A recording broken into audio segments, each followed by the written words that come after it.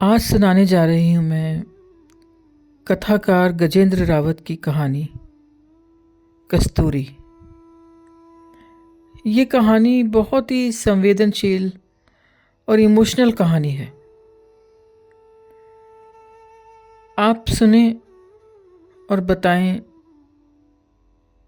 कि आपको ये कहानी सुनकर कैसा लगा। लीजिए पेश है कहानी कस्तूरी। उसे छोटा सा अनुभव था मेट्रो ट्रेन के सफ़र का। आज फिर मजबूरन उसे मेट्रो से ही जाना पड़ रहा था। वो पूर्व स्मृति और अनुमान के आधार पर प्लेटफॉर्म ढूंढते हुए लगभग ठीक जगह पर आ खड़ी हुई। ट्रेन की दिशा को और अधिक पक्का करना चाहती थी। वहाँ लिखे संकेतों और अविराम घोषणाओं पर उसे रत्ती भर भी यकीन नहीं था। वो बहुत प्रयास के बाद झिझकती हुई साथ ही खड़ी महिला से बोली, शहादरे की तरफ यही जाएगी? महिला ने उसे ऊपर से नीचे तक देखा। वो कुछ हैरान थी, लेकिन अधिक प्रतिक्रिया ना कर जवाब में हल्की सी हूँ कर दी। कस्तूरी को लगा वहाँ अधिक कुछ बोलने की गुंजाइश नहीं थी, लिहाजा वो चुप हो गई, लेकिन ट्रेन की दिशा के बाबत निश्चिंत हो गई थी। न जाने क्यों उसे मेट्रो के ताने बाने से भय लगता था। इतना भव्य, करीने से की गई साफ सफाई, दूर लंबाई तक फैला चमचमाता फर्श और एक सघन सूनापन हर वक्त यहाँ घूमता रहता महसूस किया जा सकता था। किसी भी चीज को छूने की हिम्मत नहीं होती थी, और अगर छू भी लिया तो कोई देख रहा होगा का डर, जो दिल के कोने में दुबका होता, बाहर की ओर झांकने लगता। यहाँ कोई भी स्वाभाविक नहीं रह पाता। हर कोई बनावटी हरकतें करने लगता। यहाँ हर तरफ तरह तरह की निर्देश पट्टिकाएं लगी थी। कूड़ा यहाँ डालें, खतरा 440 वोल्ट, आगे ना जाएं, आदि आदि। और उससे भी अधिक ऊल जलूल घोषणाओं ने मानो नियम कानून की किताब ही खोल दी हो। लावारिस वस्तु को ना छुएं, पीली रेखा के पीछे रहें, संदिग्ध व्यक्ति की सूचना तुरंत दें, यह ना करें, वो ना करें, और ना जाने कैसे कैसे स्वतंत्रता और संवाद पर मानसिक अंकुश लगे हुए थे। आदमी आदमी की निगाह में संदिग्ध था, किसी न किसी अपराध बोध से दबा हुआ। वे आंखें फाड़ कर कभी प्लेटफॉर्म की छत देखने लगती, कभी इधर उधर खड़े लोगों को पहचानने की कोशिश करती। यहाँ पहुंचकर उसकी धड़कनें तेज हो जाती। ऐसा लगता मानो वह कब सीमा लांघ कर किसी पराये देश में पहुंच गई हो, जहां उसे कोई नहीं जानता। उसे संकरी गलियों के छोटे छोटे मकानों में रहने की आदत थी। हर पल कोई ना कोई बात करने को चाहिए होता। बिना बोले उसका गुजारा ही नहीं था। वो जब बात करती तो गली के एक किनारे से दूसरे किनारे तक सुनाई देता था। लोग तो यहाँ भी थे, लेकिन सब चुपचाप, खिंचे खिंचे और अलग थलग। स्थितिजन्य तनाव से थोड़ी ही देर में एक वजन सा उसके दिल दिमाग पर हावी हो गया। उसका जी घबराने लगा और धड़कनों की गति तेज हो गई। इन सभी से बचने के लिए वह ट्रेन के आने वाली दिशा में देखने लगी।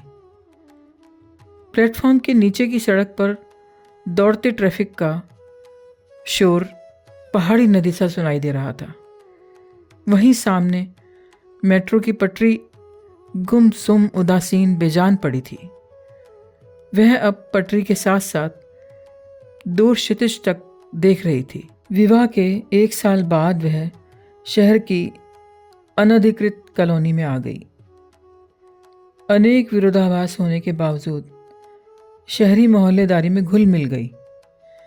यद्यपि उस छोटे से मकान में घुसते हुए ही माधव ने कहा था, ये शहर है कस्तू, यहाँ हर तरह के लोग होते हैं, अच्छे बुरे, देखभाल के बात करनी होगी, न जाने कौन कैसा है, ये सब ध्यान जरूरी है। ये गांव नहीं है कि कोई चाचा है कोई ताऊ। और हाँ, यहाँ धीरे बोलना सीख ले, आवाज घर से बाहर नहीं जानी चाहिए। देखो भाई, जैसा देश वैसा भेष, लेकिन हुआ इसके ठीक उलट। माधव मुंह अंधेरे काम पर निकल जाता और दिन दोपहरी से ही कस्तूरी की आवाज बेरोक टोक गली में विचरती रहती। उसके लिए कोई भी बात गोपनीय या कानों में कही जाने वाली नहीं होती थी। उसे जो भी कहना होता वो सरेआम कहती, सबको सुनाकर। जिस दिन कस्तूरी कहीं गई होती तो सबकी जुबान पर एक ही सवाल चढ़ा होता, कस्तूरी कहाँ गई? उसकी आवाज नहीं आ रही? सभी के कान रात दिन उसकी आवाज के आदी हो चले थे। गली के किसी भी घर में कोई भी आयोजन हो, शादी ब्याह या जन्मदिन, कस्तूरी की जुबान सभी हलवाइयों पर दनादन बरस रही होती।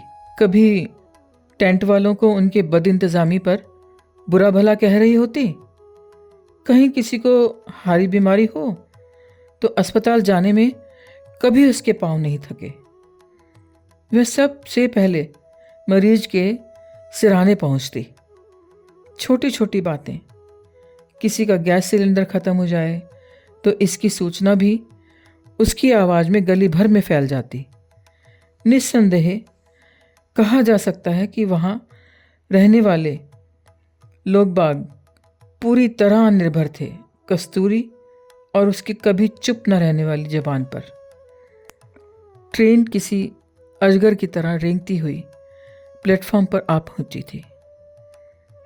उसकी आहट भर से दूर तक छिटके लोग यंत्रवत खिंचते हुए ट्रेन के दरवाजों तक पहुंच गए थे। भीतर डब्बे में लोग छितरे छितरे खड़े थे। बस प्रवेश द्वार पर कुछ लोग जमघट लगाए खड़े थे। वहीं दरवाजे के एक तरफ 3 लड़के और एक लड़की, जो उनके बीचों बीच एक मोटी सी किताब दोनों हाथों में खोले खड़ी थी, किसी बहस में उलझे थे। लंबा लड़का उंगली से किताब के खुले पेज को ठोक ठोक कर उत्तेजित हो रहा था। बहस करते करते वे ऐसे खो से जाते कि छोटे कद वाली लड़की उनके बीच अदृश्य हो जाती। उसी दरवाजे के दूसरे छोर पर दरबान की तरह तनकर एक बूढ़ा सरदार खड़ा था। उसकी दूधिया दाढ़ी छाती को ढक रही थी। वह बार बार दाढ़ी पर हाथ फेरते हुए बाहर प्लेटफॉर्म पर होती हलचल को देख रहा था। बंद रहने वाले दूसरे दरवाजे पर एक लंबे बालों वाला लड़का पीठ किए खड़ा था। उसके बालों पर रबड़ चढ़ी हुई थी और बालों की पोनी टेल शरीर की गति के साथ साथ ऊपर नीचे दाएं बाएं हिलती थी। उसके एक कान में छोटी सी बाली लटकी हुई थी और दोनों कानों में मोबाइल की लीड ठुसी हुई थी। वह शीशे से चिपका दूर वीराने में सफ़ेद फूले कांसे को देख रहा था। डिब्बे में दोनों ओर सीटों पर लोग बैठे थे, एकदम बुत से, बिना हिले डुले, मानसिक उलझनों से दबे, उदास, खामोश और आंखें बंद किए। कुछ एक चेहरों के सामने अखबार फैला हुआ था। ट्रेन चलने पर फिर से भीतरी घोषणाओं का सिलसिला शुरू हो गया। घोषणाएं आंखें बंद किए लोगों के कानों में घुसकर दिमाग पर बिंध रही थी। अनजान से दोस्ती ना करें, संदिग्ध व्यक्ति की सूचना तुरंत दें, कस्तूरी दरवाजे की भीड़ लांघकर सीटों की पंक्तियों के बीच छत से लटकते हैंडल को पकड़कर खड़ी हो गई। वह लोहे की रॉड पर सिर टिकाकर दरवाजे की तरफ खड़े उन चारों को देखने लगी। फिर अपने आप से बोली, कौन होगी ये लड़की इनके साथ? शायद साथ साथ पढ़ते होंगे ये लोग। इस प्रक्रिया में वह शब्दों के साथ अपने हिलते होठों को नहीं रोक सकी तो थोड़ी सी झेप गई। कोई क्या सोचेगा? कुछ देर बाहर देखने के बाद वह फिर उनकी तरफ देखने लगी। वह उनसे बात करना चाहती थी। तुम लोग क्या करते हो, क्या पढ़ते हो, और ये लड़की कौन है? वो भाव विभोर होकर लड़की की ओर ताके जा रही थी। लेकिन वे चारों अपनी बहस में उसी तरह व्यस्त थे जैसे पहले। किसी की ओर अधिक नहीं देखना चाहिए, यह सोच वो लंबी सीट पर बैठे लोगों को देखने लगी।